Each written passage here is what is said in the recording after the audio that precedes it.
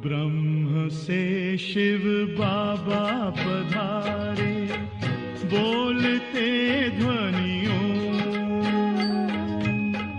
ब्रह्म से शिव बाबा पधारे, बोलते ध्वनियों।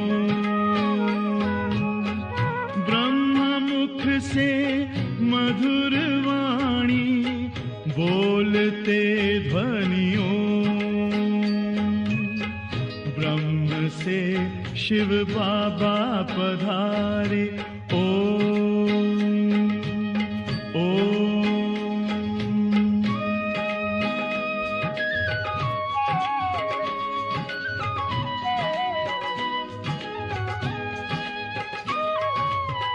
ओम की इस मधुर ध्वनि से किया परिवर्तन। प्रेम शांति सिखा के बदला सभी का जीवन। आदि देव प्रजापिता श्री, बोलते ध्वनियों। ब्रह्मा मुख से मधुर वाणी, बोलते ध्वनियों। ब्रह्म से शिव बाबा पधारे, ओम ओम।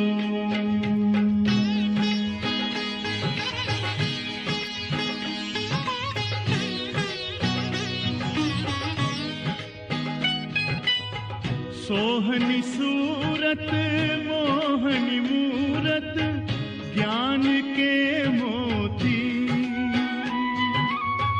भव्य मुख पर चंद्रमासी, चमकती ज्योति। दिव्य दर्शन दिव्य वाणी, बोलते ध्वनियों। ब्रह्मा मुख से मधुर वाणी, बोलते ध्वनियों। ब्रह्म से शिव बाबा पधारे, ओम ओम।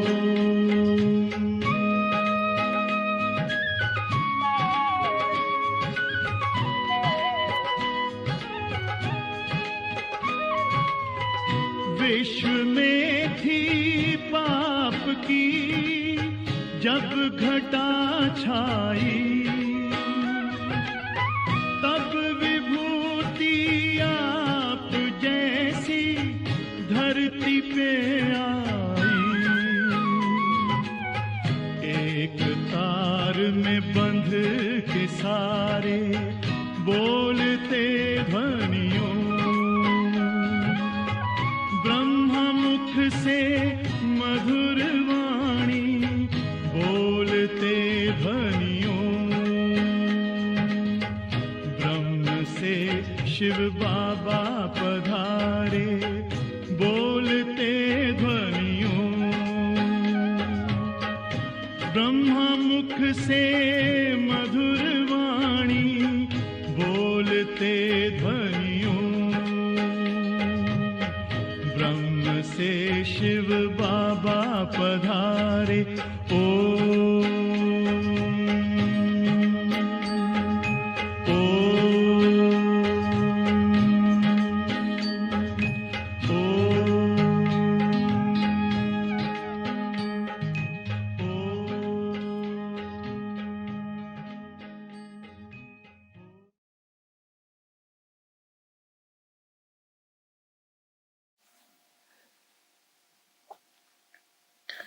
ओम शांति, ओम शांति, ओम शांति।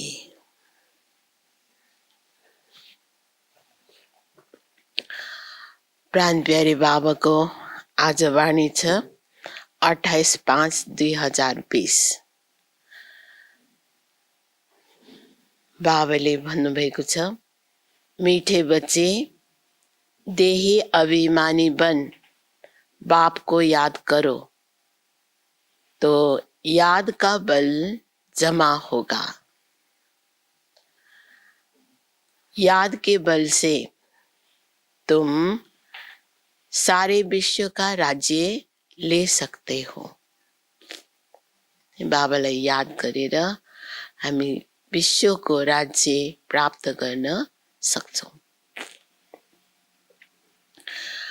आजको प्रश्न छ, कौन सी बात तुम बच्चों के ख्याल ख्वाब में भी नहीं थी जो प्रैक्टिकल हुई है? बाबा उत्तरमा बताउनुहुन्छ, तुम्हारे ख्याल ख्वाब में भी नहीं था कि हम भगवान से राजयोग सीखकर विश्व के मालिक बनेंगे। राजाई के लिए पढ़ाई पढ़ेंगे। अभी तुम्हें अथाह खुशी है कि सर्वशक्तिवान बाप से बल लेकर हम सतयुगी स्वराज्य अधिकारी बनते हैं।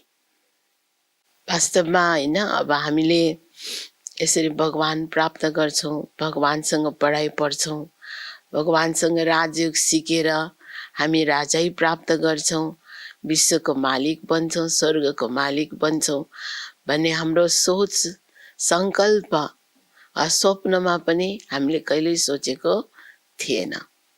तर प्र्याक्टिकलमा अहिले यस पुरुषोत्तम संगम युगमा शिव बाबा आउनु भएर हामीलाई प्र्याक्टिकल पढाइ पढाउँदै हुनुहुन्छ, राजयोग सिकाउँदै हुनुहुन्छ।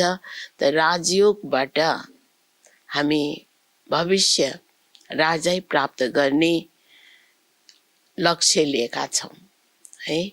त्यसैले बाबा हामीलाई वर्तमान समय स्वराज्य अधिकारी बनाउँदै हुनुहुन्छ भने भविष्यमा हामी हैन सतयुगी दैवी राज्य अधिकारी बन्नेछौं। ओम शान्ति। त बाबा भन्नुहुन्छ, यहाँ बच्चियां बैठती है प्रैक्टिस के लिए। वास्तव में यहाँ संदली पर बैठना उनको चाहिए जो देही अभिमानी बन बाप की याद में बैठे हैन। संदलीमा वही बस्नु जो बाबा को याद में बसने छ। अगर याद में नहीं बैठेंगी तो वो टीचर कहला नहीं सकती। ये याद में शक्ति रहती है, ज्ञान में शक्ति नहीं है। इसको कहा जाता है याद का बल, योग बल सन्यासियों का अक्षर है। बाप डिफिकल्ट अक्षर काम में नहीं लाते। बाप कहते हैं, बच्चों अब बाप को याद करो। जैसे छोटे बच्चे माँ बाप को याद करते हैं ना, बाबा सजिलो तरिका बताउँदै हुनुहुन्छ। जसरी बच्चाहरूले आमा बुवालाई याद गर्छन् हैन, त्यसरी नै शरीरको बुवा त शरीरको पिता भयो, लौकिक पिता भयो। त आत्माको पिता परमात्मा शिव बाबा जसलाई हामी आफ्नो माता पिताको रूपमा याद गर्छौं, बाबा भन्नुहुन्छ, वो तो देहधारी है, तुम बच्चे हो विचित्र। तो ये चित्र यहाँ तुमको मिलता है। तुम रहने वाले विचित्र देश के हो। हाम्रो घर नै परम धाम, जसलाई बाबा के भन्दै हुनुहुन्छ, विचित्र देश। तो बाबा भन्नुहुन्छ, वहाँ चित्र रहता नहीं। पहले पहले ये पक्का करना है, हम तो आत्मा है। इसलिए बाप कहते हैं, बच्चे देही अभिमानी बनो। अपने को आत्मा निश्चय करो।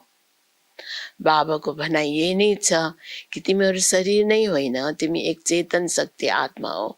त आफूलाई आत्मा सम्झेर बस्नु नै देही अभिमानी बन्नु हो।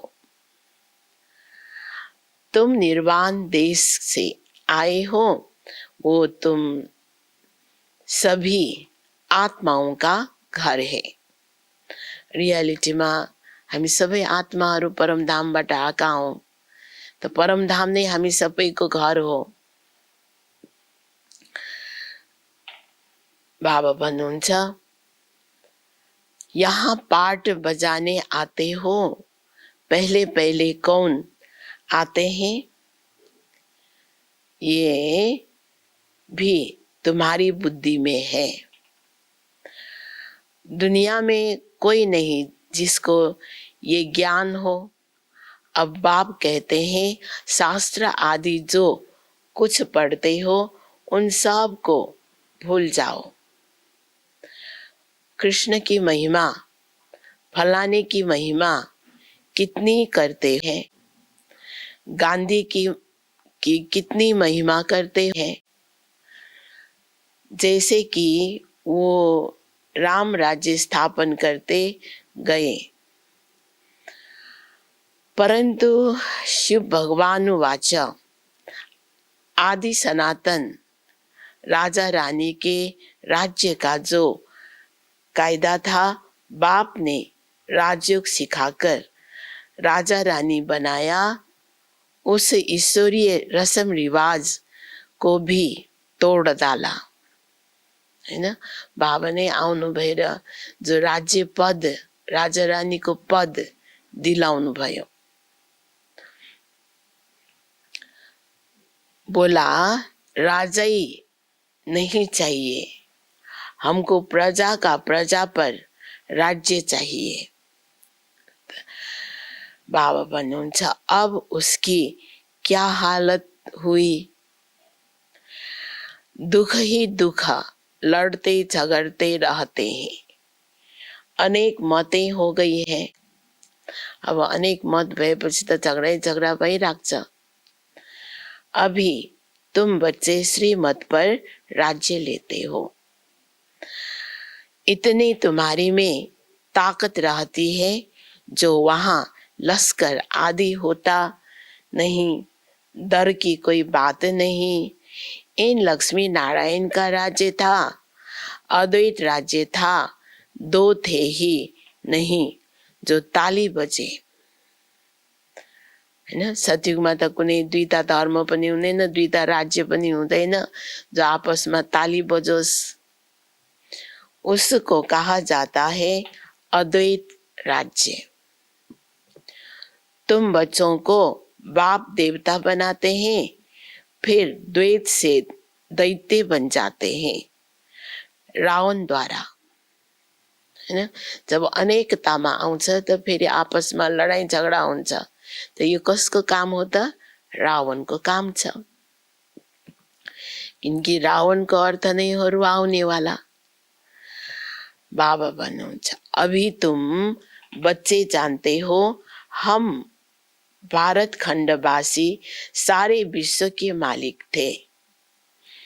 तुमको विश्व का राज्य सिर्फ याद बल से मिला था, न योग बलबाट नै राज्य प्राप्त हुन्छ।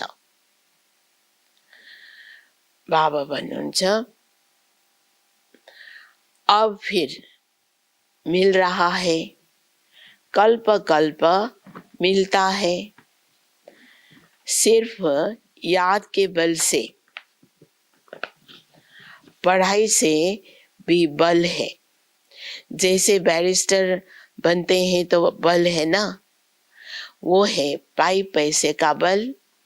तुम योग बल से विश्व पर राज्य करते हो।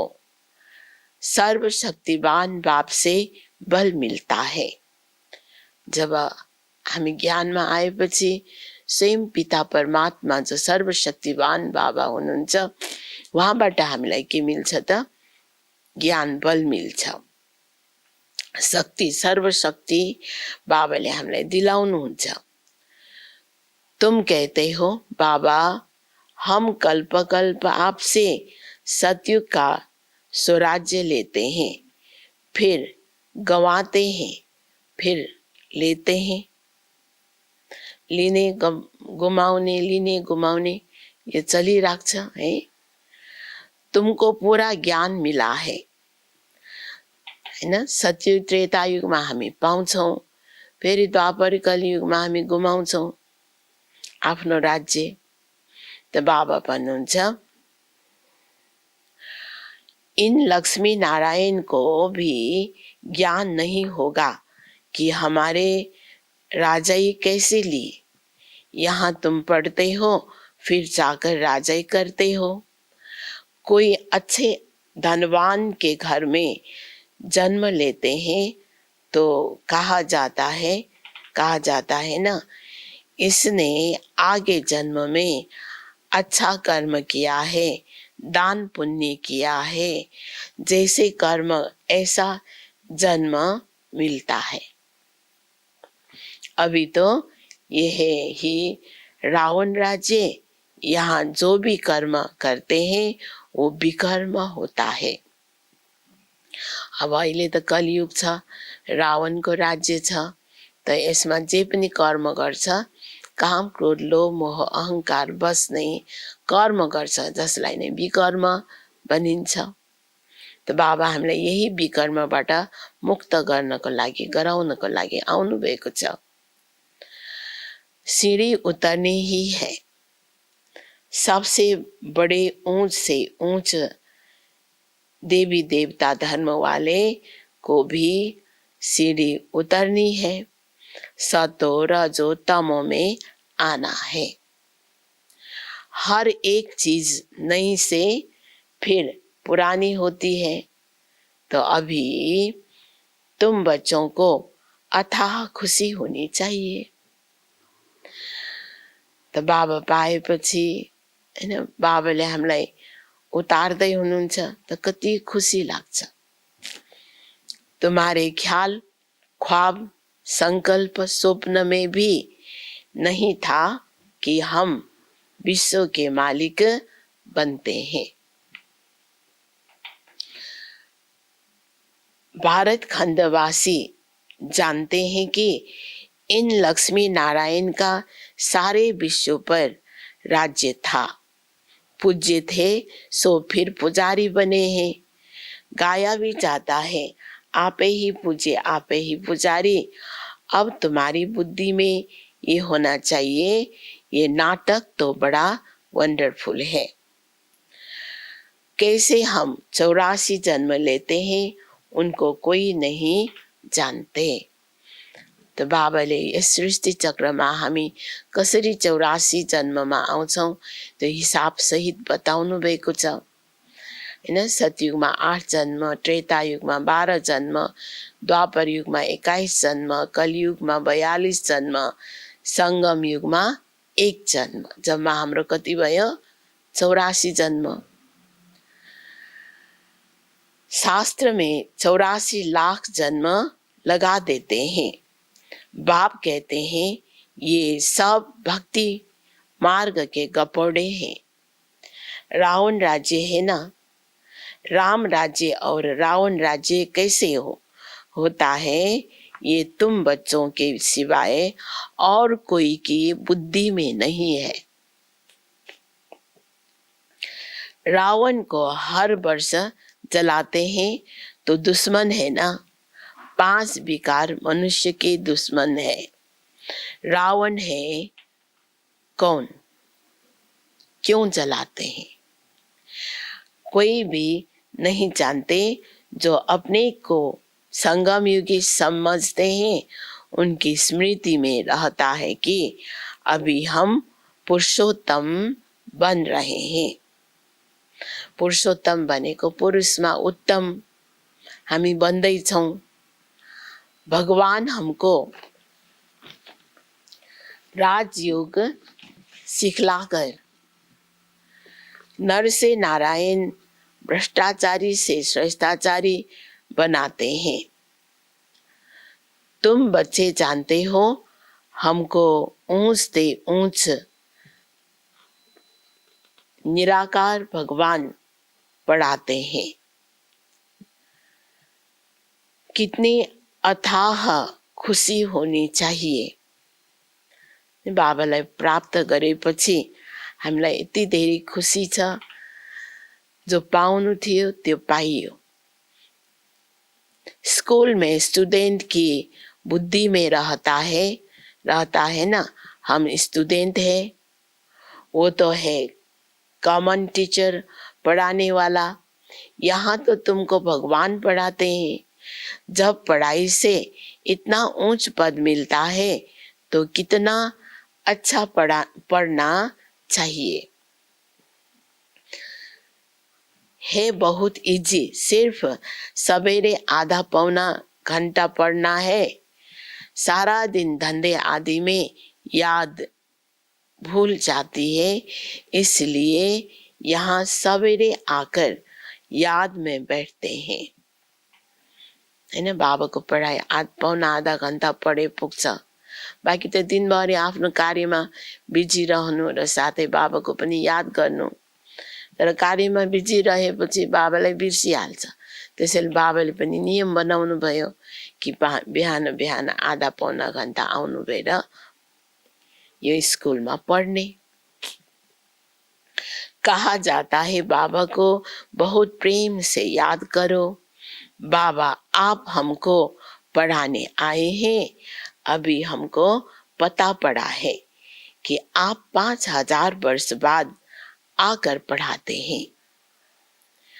बाबा के पास बच्चे आते हैं तो बाबा पूछते हैं आगे कब मिले हो। ऐसा प्रश्न कोई भी साधु सन्यासी आदि कभी पूछ न सके, हैन। भगवानले नै सोध्न सक्नुहुन्छ कि कहिले पहिले मिलेको थियो। तो वहां तो सत्संग में जो चाहे जाकर बैठते हैं, नहीं?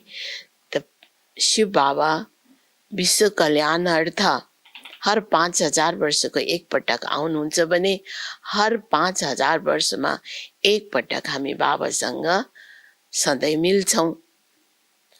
तो बाबा भन्नुहुन्छ बहुतों को देखकर सब अंदर घुस जाते हैं। तुम भी अभी समझते हो हम गीता रामायण आदि कितना खुशी से जाकर सुनते थे। समझते तो कुछ नहीं थे, वो सब भक्ति की ही खुशी है।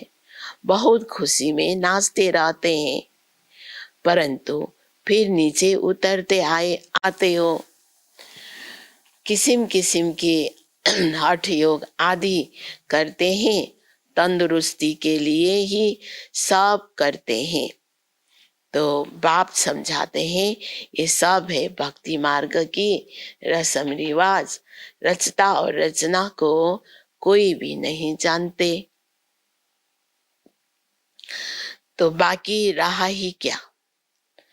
रचता रचना को जानने से तुम क्या बनते हो और न जानने से तुम क्या बन पड़ते हो, हैन। बाबालाई चिन्दा हामी बन्छौं, बाबालाई नचिन्दा हाम्रो हालत कस्तो भयो। तुम जानने से सॉल्वेंट बनते हो। सॉल्वेंट भनेको साहुकार। न जानने से वही भारत खण्डवासी इनसॉल्वेंट बन पड़े हैं। भनेको जो कंगाल बन्यो, फेरि बाबाले नचिनेपछि गपोड़े मारते रहते हैं। क्या क्या दुनिया में होता रहता है, कितने पैसे सोना आदि लूटते हैं। अब तुम बच्चे जानते हो वहां तो हम सोना के महल बनाएंगे, बैरिस्टरी आदि पढ़ते हैं तो अंदर में रहता है ना, हम ये इम्तिहान पास कर फिर ये करेंगे, घर बनाएंगे। तुमको क्यों नहीं बुद्धि में आता है हम स्वर्ग का प्रिंस प्रिंसेस बनने के लिए पढ़ रहे हैं। खुशी कितनी रहनी चाहिए नहीं, हाम्रो स्कूल के होता प्रिंस प्रिंसेस बन्ने स्कूल कलेज हो त कति खुसी हुनुपर्छ, नशा हुनुपर्छ। परंतु बाहर जाने से ही खुशी गुम हो जाती है। छोटी छोटी बच्चियां इस ज्ञान में लग जाती है, संबंधी कुछ भी समझते नहीं, कह देते जादू है, कहते हैं हम पढ़ते नहीं है, कहते हैं हम पढ़ने नहीं देंगे। इस हालत में जब तक सगीर है तो माँ बाप का कहना मानना पड़े, हम ले नहीं सकते। बहुत खिटपिट हो पड़ती है। शुरू में कितनी खिटपिट हुई। बच्ची कहे हम 18 वर्ष की है, बाप कहे नहीं 16 वर्ष की है, सगीर है, झगड़ा कर पकड़ ले जाते थे। सगीर माना ही बाप के हुक्म में चलना है। बालिग है फिर जो चाहे सो करे। कायदे भी है ना। बाबा कहते तुम जब बाप के पास आते हो तो कायदा है अपने लौकिक बाप का सर्टिफिकेट अर्थात चिट्ठी लेकर आओ हैन। बाबाकोमा समर्पित हुनलाई आमा बुवाको स्वीकृति पत्र चाहिन्छ। फिर मैनर्स भी देखने होते हैं।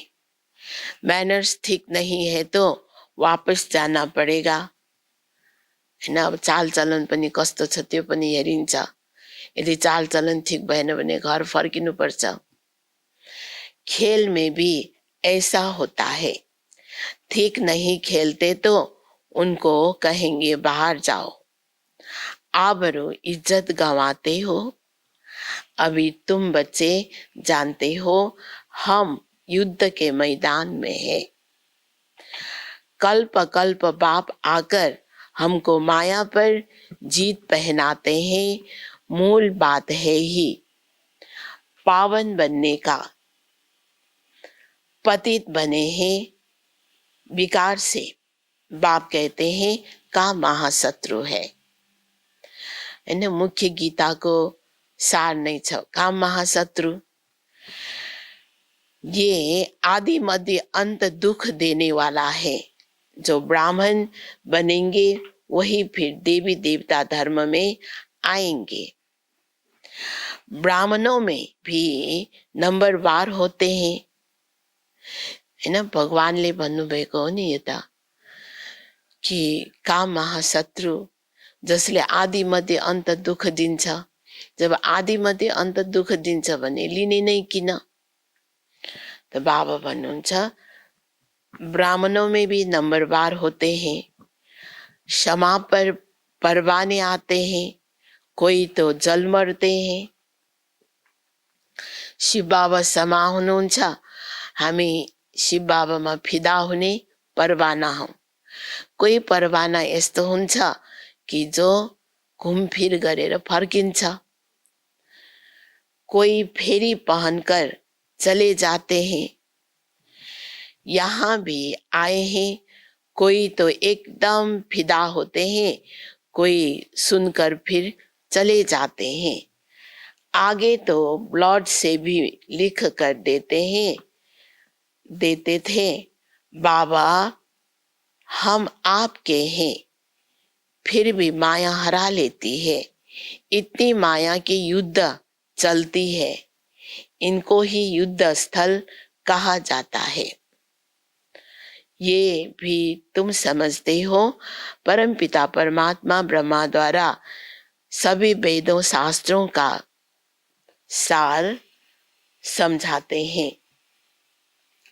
चित्र तो ढेर बना दिए हैं। नारद का भी मिसाल इस समय का है। सब कहते हैं हम लक्ष्मी अथवा नारायण बनेंगे। बाप कहते हैं अपने अंदर में देखो हम लायक हैं, है ना। लक्ष्मी नारायण बन्ने भनेर भन्छन्, तर बाबा भन्दै हुनुहुन्छ आफूभित्र चेक गर्नु, निरीक्षण गर्नु कि लक्ष्मी नारायण जस्तै बन्ने म लायक छ कि छैन। हमारे में कोई विकार तो नहीं है, नारद भक्त तो सब है ना। ये एक मिसाल लिखा है। भक्ति मार्ग वाले कहते हैं हम श्री लक्ष्मी को बर सकते हैं। बाबा कहते हैं कि नहीं, जब ज्ञान सुने तब सदगति को पा सके। मैं पतित पावन ही सब की सदगति करने वाला हूँ। अभी तुम समझते हो बाप हमको रावण राज्य से लिबरेट कर रहे हैं। वो है जिस्मानी यात्रा। भगवानुवाच मन मना भव, अर्थात मन मनले प्यारे बाबालाई याद गर्नु। बस इसमें धक्के खाने की बात नहीं, वो सब है भक्ति मार्ग के धक्के। आधा कल्प ब्रह्मा का दिन, आधा कल्प है ब्रह्मा की रात। तुम समझते हो हम सब ब्रह्मा कुमार कुमारी का अभी आधा कल्प दिन होगा। हम सुख धाम में होंगे, वहां भक्ति नहीं होगी। अभी तुम बच्चे जानते हो हम सब से साहूकार बनते हैं, तो किन की कितनी खुशी होनी चाहिए। तुम सब पहले रफ पत्थर थे, अब बाप सिरान धार पर चढ़ा रहे हैं।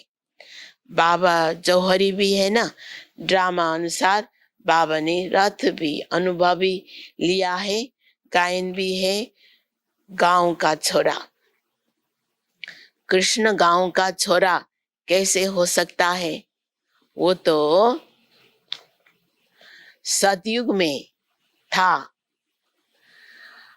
उनको तो झूले में झुलाते हैं, ताज पहनाते हैं, फिर गांव का छोरा क्यों कहते हैं?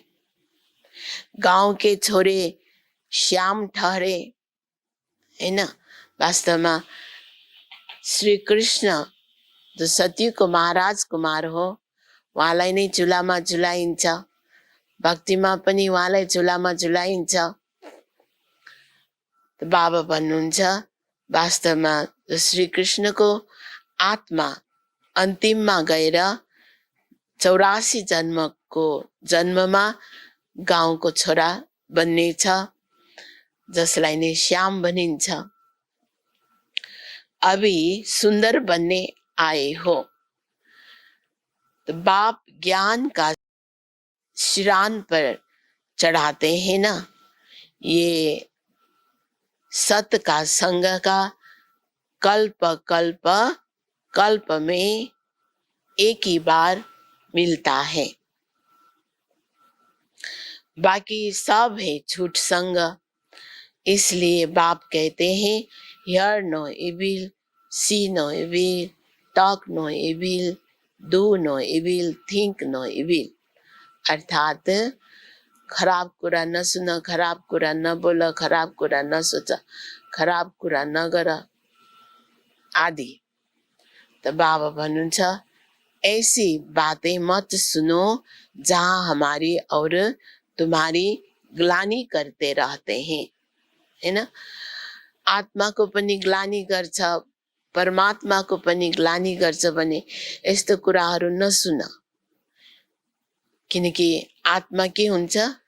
दुखी हुन्छ। बाबा भन्नुहुन्छ जो कुमारियां ज्ञान में आती है वो तो कह सकती है कि हमारा बाप की प्रॉपर्टी में हिस्सा है, क्यों न हम उनसे विश्व की सेवा अर्थ सेंटर खोलूं। कन्यादान तो देना ही है, वो हिस्सा हमको दो, तो हमसे वो हिस्सा हमको दो तो हम सेंटर खोलें, बहुतों का कल्याण होगा। ऐसी युक्ति रचनी चाहिए। ये है तुम्हारी ईश्वरीय मिशन। तुम पत्थर बुद्धि को पारस बुद्धि बनाते हो।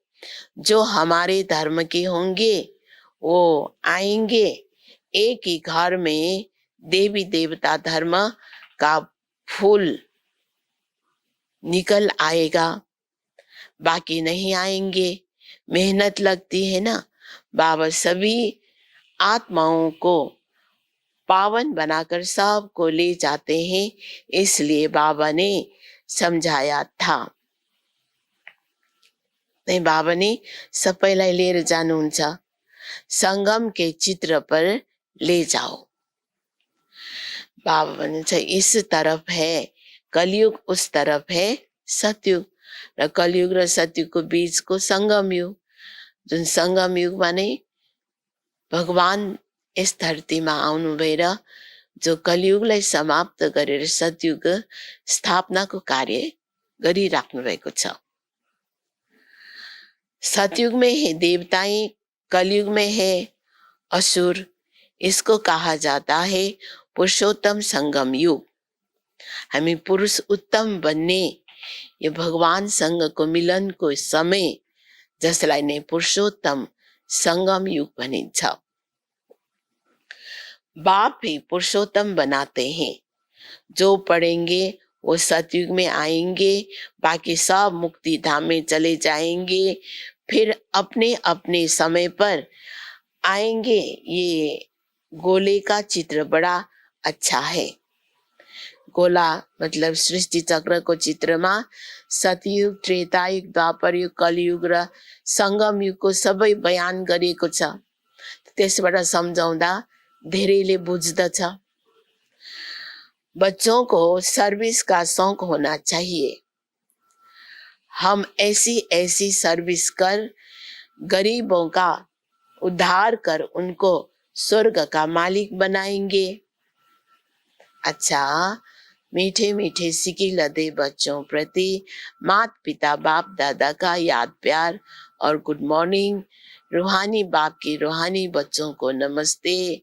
रूहानी बच्चों की रूहानी बाप दादा को याद प्यार, गुड मॉर्निंग और नमस्ते नमस्ते। आज को धारणा को सार छ। धारणा के लिए मुख्य सार 1 नंबरमा छ, अपने आप को देखना है।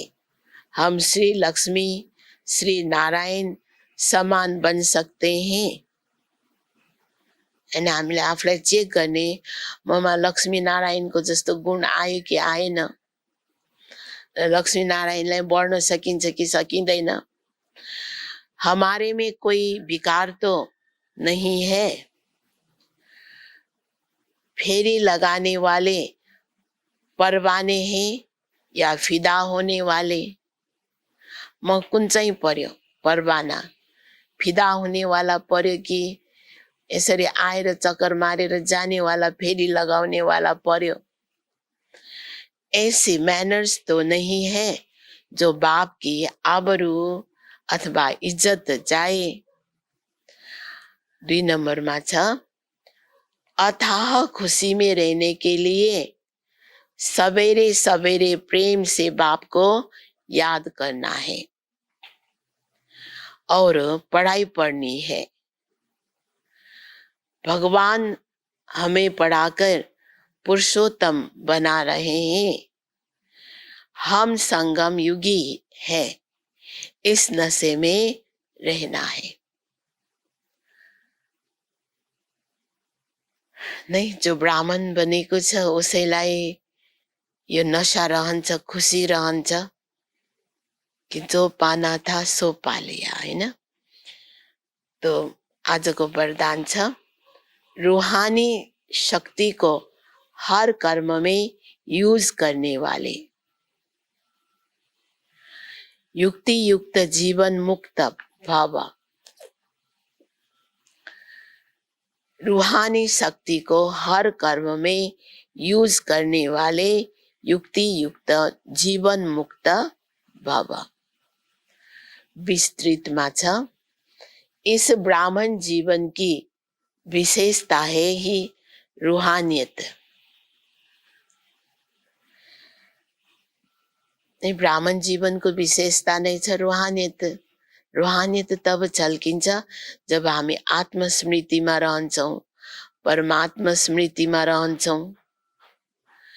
रूहानियत की शक्ति से ही स्वयं को वा सर्व को परिवर्तन कर सकते हो। इस शक्ति से अनेक प्रकार के जिस्मानी बंधनों से मुक्ति मिलती है, लेकिन युक्ति युक्त बन हर कर्म में लूज होने के बजाय रूहानी शक्ति को यूज करो। मनसा वाचा और कर्मणा तीनों में साथ साथ रूहानियत की शक्ति का अनुभव हो। जो तीनों में युक्ति युक्त है वो ही जीवन मुक्त है। नहीं, मनसा वाचा कर्मणा जे गर्दा पनि तिनै प्रकारले हामीमा रूहानियत झल्कियोस्, तब नै बाबा भन्दै हुनुहुन्छ जीवन मुक्ति प्राप्त गर्न सकिन्छ। आजको स्लोगन छ, सत्यता की विशेषता द्वारा खुशी और शक्ति की अनुभूति करते चलो। सत्यता की विशेषता द्वारा खुशी और शक्ति की अनुभूति करते चलो। ओम शांति शांति।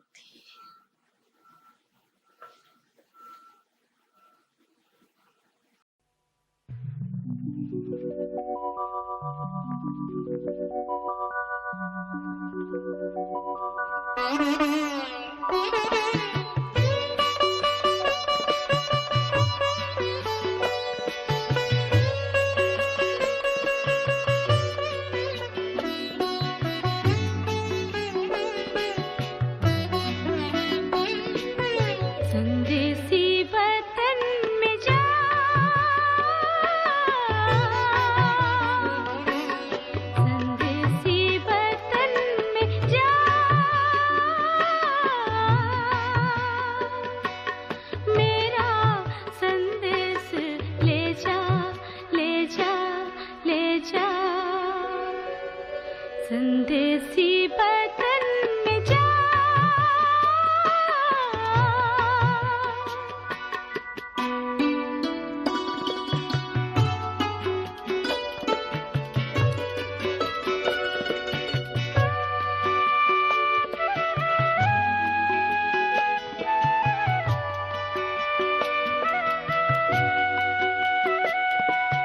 पांचों तत्वों के पार